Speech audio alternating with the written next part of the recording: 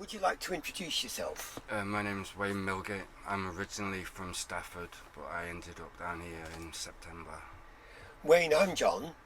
And I'm Rebecca. How do you do? Hi. What led to you becoming homeless? Originally, it was when me and my wife split up. I left the house, obviously, so for her and the kids, but then that meant that back then the council said that because of my age and because me being male, they wouldn't help me till I was 55, and because I'd left the family home, it meant that I'd made myself homeless. So therefore, I wasn't. They wouldn't help me in any way. They were saying you were intentionally homeless and didn't qualify for. Yeah, so I wasn't entitled to any help off them. But that was like 20 years ago. And where did you go after that? I just walked about. I've been homeless on and off for around 17 years. During COVID, I was in a flat, but with my mental health, it didn't work out. It was horrible. And the help that I was receiving at the time, they were just drugging me up. I wasn't receiving any counselling or anything. They were just firing pills down my neck, basically. And when did you come into touch with our homelessness service? It would have been it was when I first got here, P3, and I started speaking to them. But when I started properly working with them a few months back, when I tried to commit suicide. So you tried to kill yourself, and they became involved around that time. Mm-hmm. How have they helped you since then? Immeasurably. They've put me on the right path. The help that I've needed through doctors and counsellors and that, and just everyday little things, like just knowing that there's somebody there that does actually care has really helped me.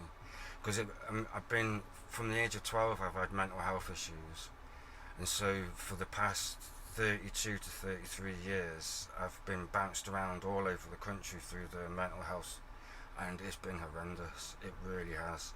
But thankfully, I've actually found, I do feel now that I will be able to eventually be happy.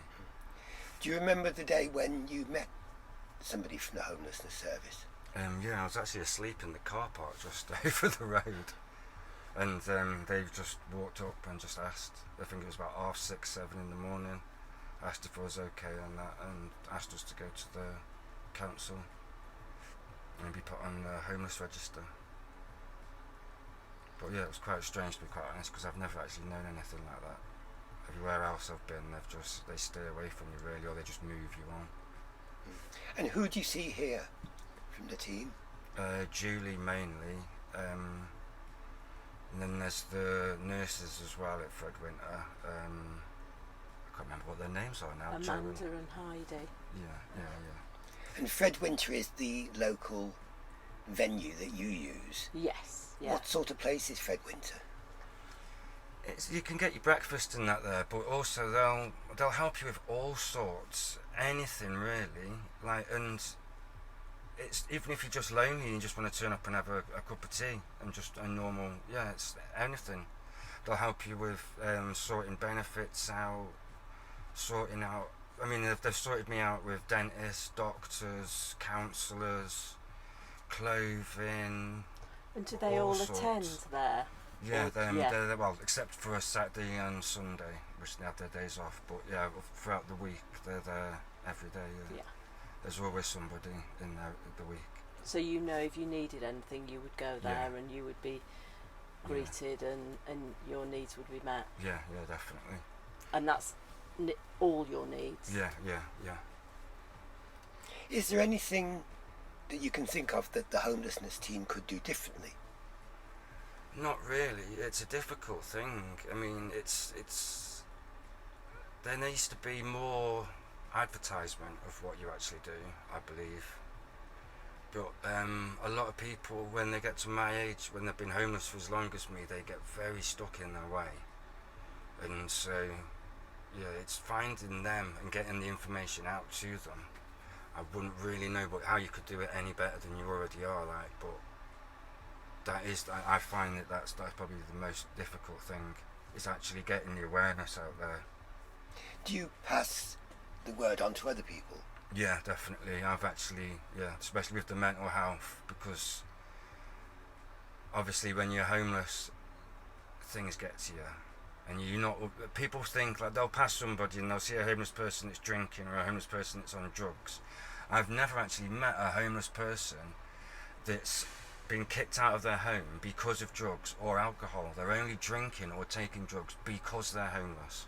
They're not homeless because of it. They're just trying to drown out whatever horror it was, or whatever their backstory is, whatever led them to be there. Obviously it's not going to be a good story that led them to be in that way. And if you knew somebody else who had the same problems that you've had, would you recommend our homelessness service to them? Definitely. I wouldn't be sat here today if it wasn't for your homelessness service. I'd be dead.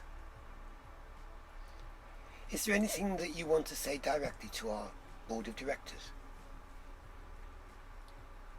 Not that I can really think of, to be quite honest. You're all doing such an amazing job.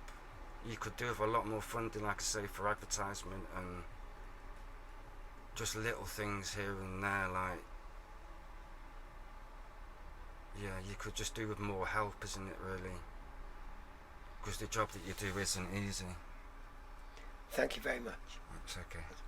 Thank you. Thank you for your help. Thank you.